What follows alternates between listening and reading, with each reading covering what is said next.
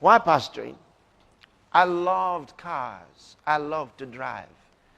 I still love driving. It's fun. When I get the chance, which I hardly get. You see, I probably drive maybe twice or thrice in a whole year. Can you imagine that?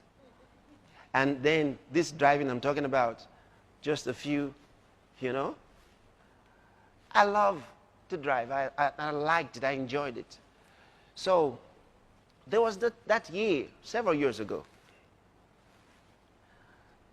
I bought different cars at different times. Then I got this one that I liked so much. And the man knew how to advertise it for me. Customized, nice, worn in town. So I looked at the car. I liked it. I wanted it. I was already buying, this car or that car. Made no difference now. So I didn't need any consultations with the Spirit. When you're already on cruise and there's nothing on the road, you just keep going. You don't try to, everything is, so you don't prepare for emergencies. So it was gone. And that's the way I came to this car. And I liked it. No consultations.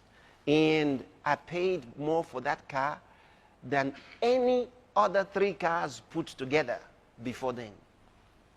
I was excited. And it was not a brand new car. Yet I spent so much money on it because it was customized. Okay. I bought it and went home with it. Come out every day and clean it. Look at it shining. You wish you could drive it out and be outside at the same time and be looking at it. Anyway, one day, while it was still, new, I'd only driven it out maybe to church once or twice. So it was just there because I had other cars. Okay. In this Monday, I believe it was, you got this car, you're not driving, you know where to go. You have to look for somewhere to go. So I needed somewhere to go. So I said, okay, I'm going to buy fuel. And then from there, my mom was with my sister, and so I said I'll drive to see my mom, and then, just go out. This was now around 6:30 p.m., so I'm going. That's the way I went out. Bought the fuel, filled the tank, and drove, heading for my sister's place to see my mom.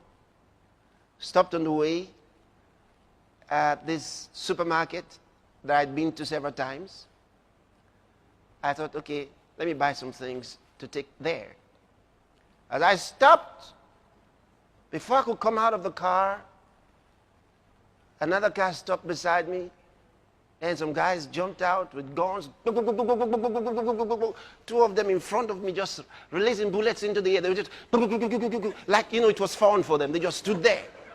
And the others came to the doors. One said, come down, move in, out.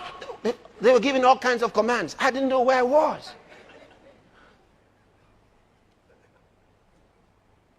Oh.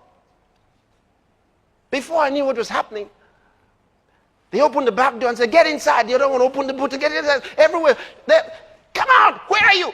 I didn't know what happened to me. They were shouting so much. I didn't know which of them to obey. And the street was neat in seconds. They fled. The people fled. Then, for some reason, beyond explanation, I walked away from there. And it's like, like they didn't see me. I don't know how, but I just walked away. got out of there.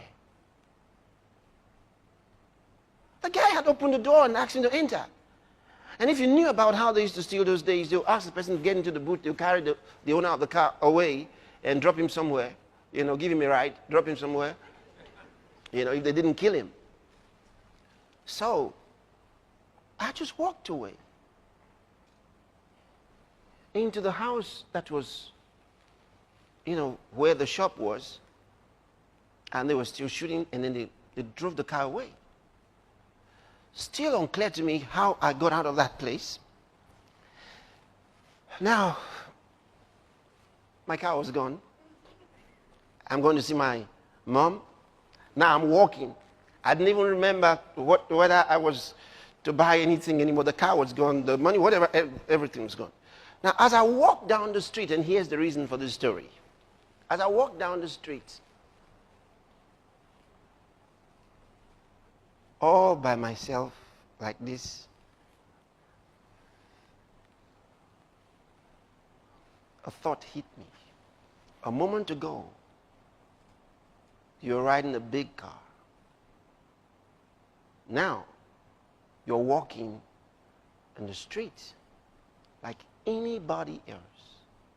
But you are the same person.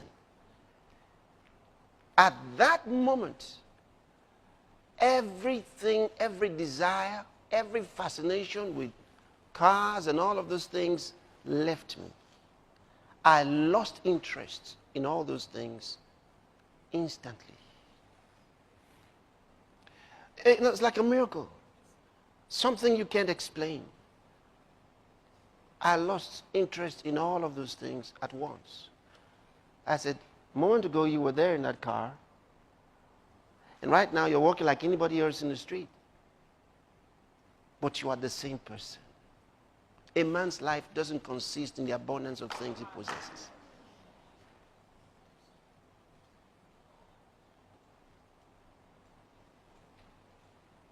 And this is so important. Of course, on Wednesday nights, what I was about telling the congregation what had happened to me, how the car was gone, is I was telling them what happened, just about explaining. Someone came up the platform with a paper. They had found the car. So I announced to them they had found the car, but I wouldn't drive that car again. I'd lost interest. I wish that I knew how to lose that interest earlier. Are you getting what I'm telling you? Because you're the same person. And since that time to this time, not fascinated with those things. They don't mean anything. They don't mean anything. You're the same person. You're the same person.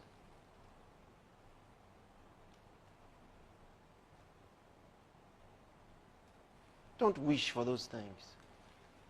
Wish to fulfill the call of God in your life. That's the most important. Have a different kind of desire.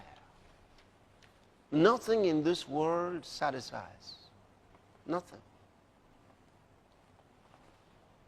Nothing. And you see, God will bless you faster than you can make releases. Let me put it this way, because sometimes when we talk like this, there are those who say to us, but if you keep giving, you may never have anything. You just keep giving, and then you never have.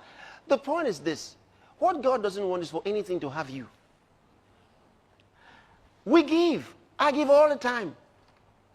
But the thing is this: I am unable to catch up with God.